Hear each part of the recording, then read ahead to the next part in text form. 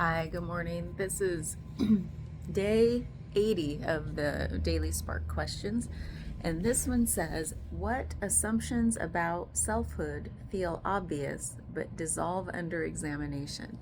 What assumptions about selfhood feel obvious but dissolve under examination? I think the one that's feels the most obvious, that is the easiest one to see through. Easiest meaning like there's, if I can do it, anybody can do it, and I don't know what's beyond that. So what assumptions about selfhood feel obvious? The assumption that selfhood is a persistent phenomenon of our lived experience. So, meaning I am a solid idea of a self, like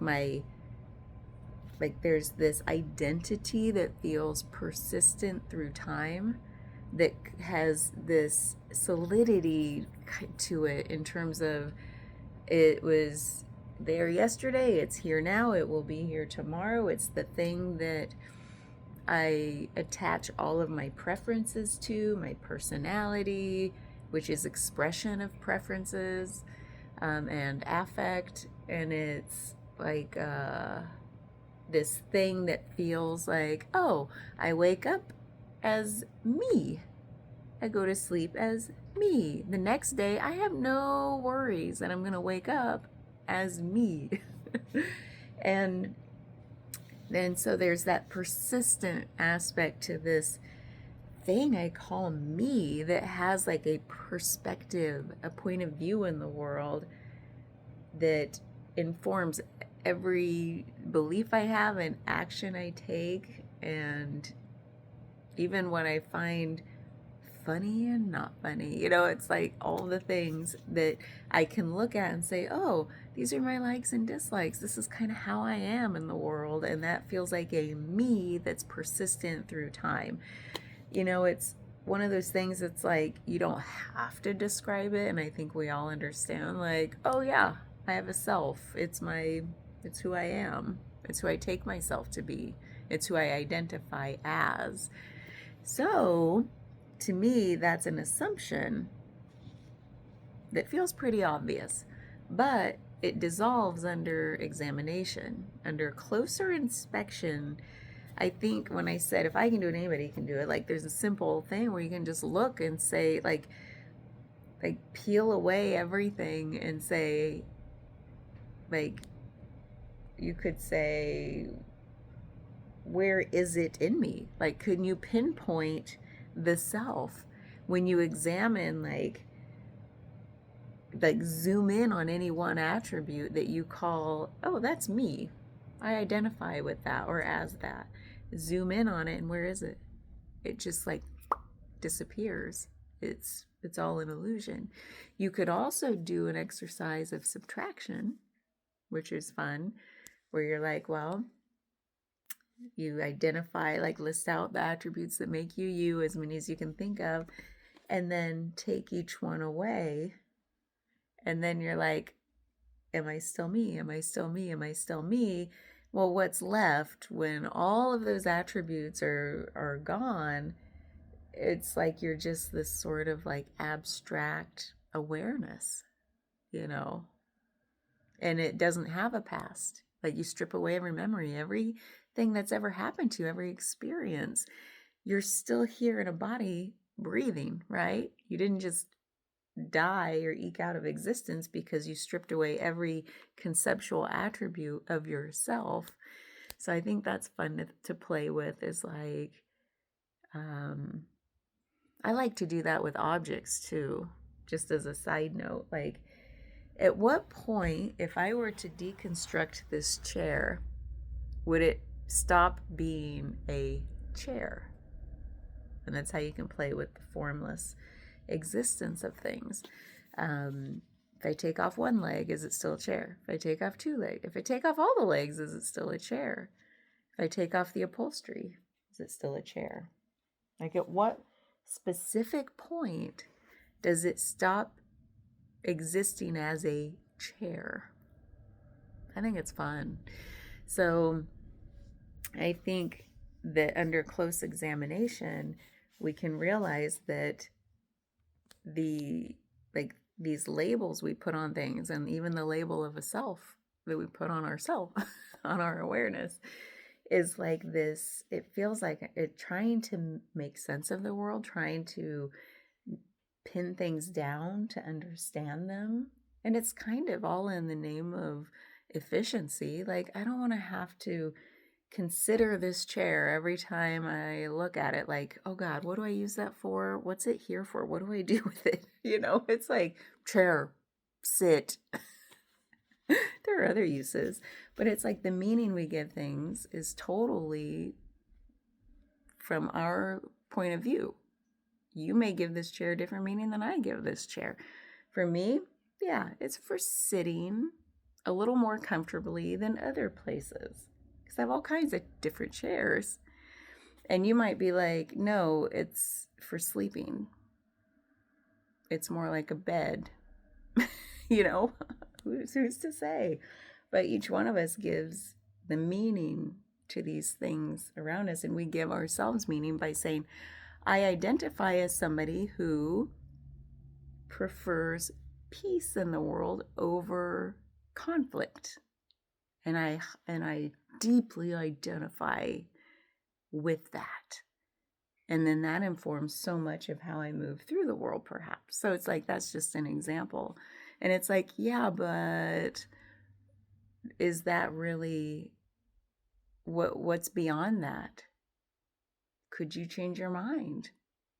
What would happen if you adopted the opposite belief? Do you cease to exist and you become someone else?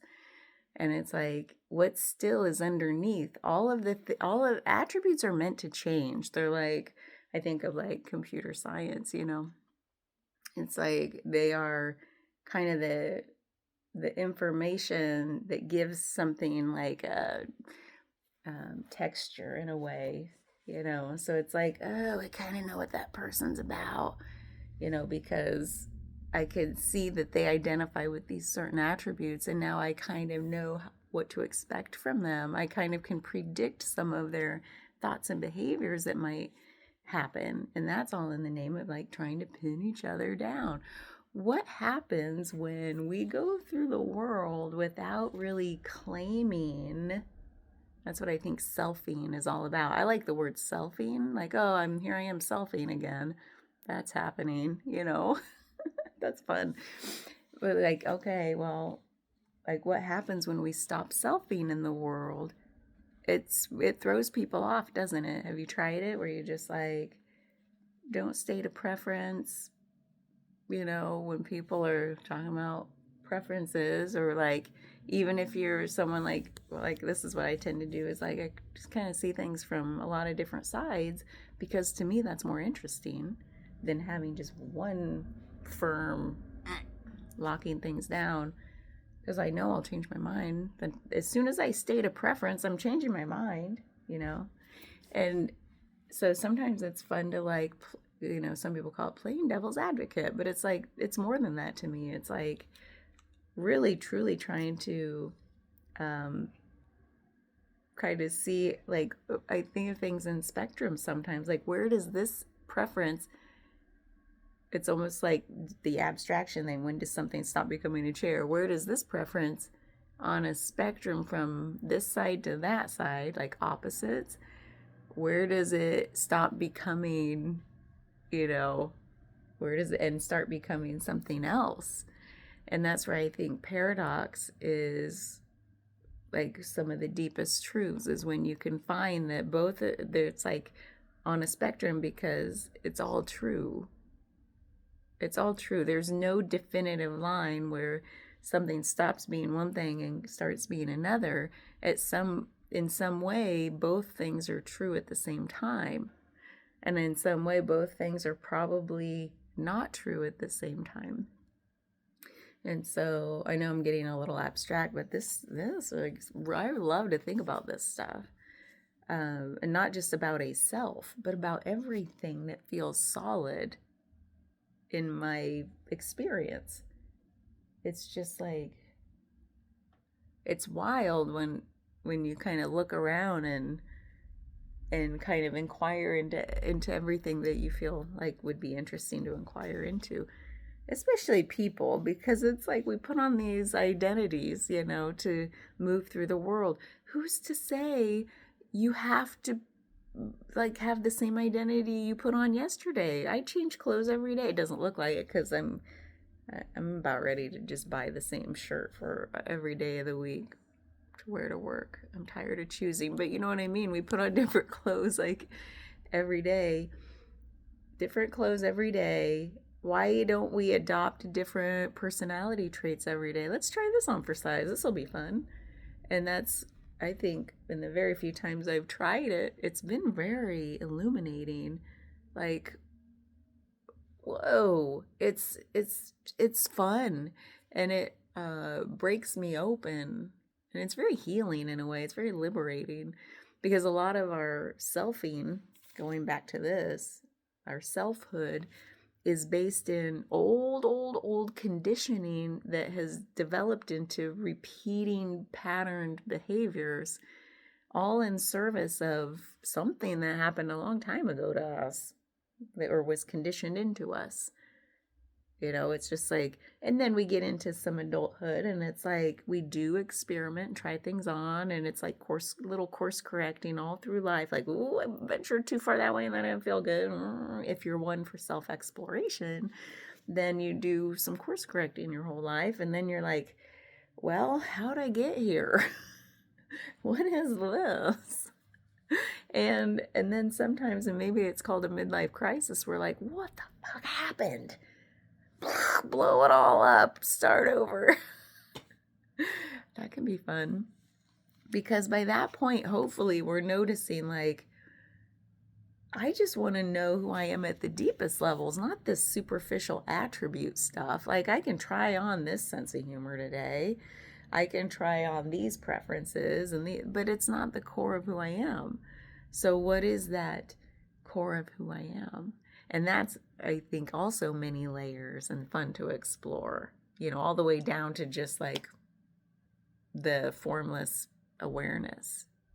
I'm not going to use the word consciousness anymore if I can help it, because it's like such a vague term that a lot of people define differently, and I don't even know my own definition. But it's like something in us is a breath of life that's animating us, and it's feels pretty formless, because it feels very fluid in terms of like, it's even less pin downable than all these attributes I call a self, even though those are formless. So it's like, and this is like an age old contemplation of like, what is even awareness, And it's like, we know the moment life comes in, they've seen it in a petri dish, an explosion of light, or petri dish, or the womb, whatever. And then the moment it ekes out, even the body loses weight, like a mass. And we feel it as humans, like with a loved one at their deathbed. Like, God, we're going all over the place here. Like, there's so many stories of like knowing the exact moment, intuitively, maybe instinctively, like with you, especially with someone you're close with, you're like, yeah, they're no longer in that body. Like, they can tell the exact moment, even if it's not like a visible thing, So to me, it's like, what is that? So you might call it the soul, you might call it whatever. They're just words. But to me, that I love the whole breath of life, because it feels like something being breathed into us, and then with our final exhale, is like the breath of life. It leaves our cells, and it's very spiritual. So anyway, and spiritual to me just means beyond the physical body, like things Like, to me also, there's that's why I think, like, when you get down to the quantum level, and even that word's losing meaning, but like beyond what can be perceived with our physical senses, and there's a wide spectrum of physical sensing across all humans. Some are more adept and attuned than others and can sense maybe more than others. So there's a spectrum, but I feel like at some level, beyond, it's like beyond our physical capabilities, to me that is very spiritual, as in just ephemeral, you know. And it's all one thing, the science and the spirituality, and it's like the physical and metaphysical, and the solid and the illusory, you know. It's like it's all the same stuff we're talking about. We just put different labels on it depending on what field we want to play in, what field of study feels like comfortable to us. So anyway, I'm gonna go now because this took us on a wild ride. What about you? What about you? Um, have you seen through the selfhood? Like, does it feel like, oh yeah, I've known that, but have you felt it deeply, like this? I kind of just go silent whenever I dip into that, because I feel like every day when I wake up, I'm putting on my self suit with my self thoughts and my self preferences. And then some days I'm more fluid and I still put it on, but I choose to be like less preferential and more exploratory. And so I feel like it's a very fluid thing. But how do you feel like you wake up in the day, the morning, and how do you go to bed at night? What what is your lived experience of yourself and all your attributes? Do they feel really solid and that you like that, or they're solid and you don't like that, or that they're very fluid and playful, and like some days I just chuck it all off. I don't even put on a suit. I just, oh, you know, go through life like a little Buddha, you know. What is it for you? Bye.